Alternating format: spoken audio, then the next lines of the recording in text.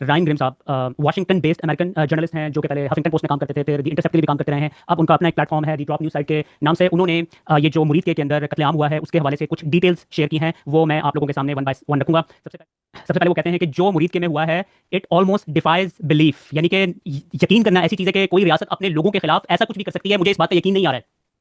फिर वो इस हवाले से ऑब्वियसली कहते हैं कि इंटरनेशनल मीडिया तो इसको कवरेज कर ही नहीं सकता, क्योंकि पाकिस्तान से कोई खबर बाहर नहीं निकल सकती है, और पाकिस्तानी मीडिया कंप्लीटली इस हवाले से क्वाइट है, क्योंकि ऑब्वियसली मिलिट्री उसको कंट्रोल करती है। और फिर एक बहुत ही इंपॉर्टेंट पॉइंट जो उन्होंने उठाया है, उन्होंने कहा कि ये जो मैसेकर है ये उस वक्त हो रहा था जब शहबाज शरीफ डोनाल्ड ट्रंप की तारीफों के पुल बांध रहे थे वहां पर खड़े हुए। ठीक है जी, जिसमें उन्होंने कहा, बल्कि मैं चाहूंगा कि मैं पहले आपके सामने डोनाल्ड ट्रंप का जो है वो कोट रखूं। कहते हैं, हमने इसराइल को बहुत असला दिया।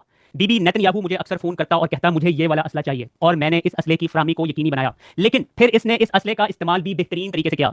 और उसके बाद ऑब्वियसली वो पोडियम पे शहबाज शरीफ को बुलाता है। शहबाज शरीफ उसके बारे में क्या कहता है, मैं मजीद कुछ नहीं कहूंगा सिवाय इसके कि खुदा आप सदर डोनाल्ड ट्रंप को सलामत रखे और आपको तवील उम्र दे, ताकि आप इसी तरह इंसानियत की खिदमत कर सकें। अब आप इसको जरा दिमाग में रखिएगा कि मुरीद के का मैसेकर उस वक्त हुआ है जब ये स्टेज के ऊपर बैठा हुआ था।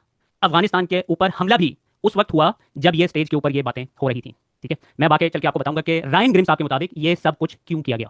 उसके बाद रायन ग्रिम साहब कहते हैं कि ये सब कुछ शहबाज शरीफ जो है वो अमेरिका की ब्लेसिंग के साथ कर रहा है। ठीक है, और क्योंकि उन्हें खौफ और खतरा है कि वो किसी भी वक्त इमरान खान को जेल से बाहर निकाल सकता है यूनाइटेड स्टेट। और आसिम मुनीर को भी पता है कि अगर इमरान खान बाहर आ गया और जिस किस्म का उन्होंने पाकिस्तान के साथ सलूक किया पिछले 3 सालों में, उस वजह से आसिम मुनीर और ये गवर्नमेंट अमेरिका के लिए कुछ भी करने के लिए तैयार हैं। आपको याद होगा डोनाल्ड ट्रंप का ये बयान जो कि अप्रैल 2025 में दिया था। कहते हैं ये ममालिक हमें फोन कर रहे हैं, मेरी खुशामद कर रहे हैं, किसिंग माय एस, मेरे जूते चाट रहे हैं, यानी कि उसके साथ इसकी तशरीह उन्होंने की है किसिंग माय एस की। वो डील के लिए मरे जा रहे हैं, कह रहे हैं बराह करम सर डील कर लें, मैं कुछ भी कर लूंगा सर, कुछ भी। आपके ख्याल में वो किसका रेफरेंस दे रहे थे? ऑब्वियसली सबको पता है कि पाकिस्तान में तो उसका कुछ भी नहीं बचा है। आसिम मुनीर साहब ने सब कुछ तबाह बर्बाद कर दिया, इकॉनमी खत्म हो चुकी है, उनके पास अब सिर्फ और सिर्फ डोनाल्ड ट्रंप के सामने इल्तिजा के अलावा और क्या बचा।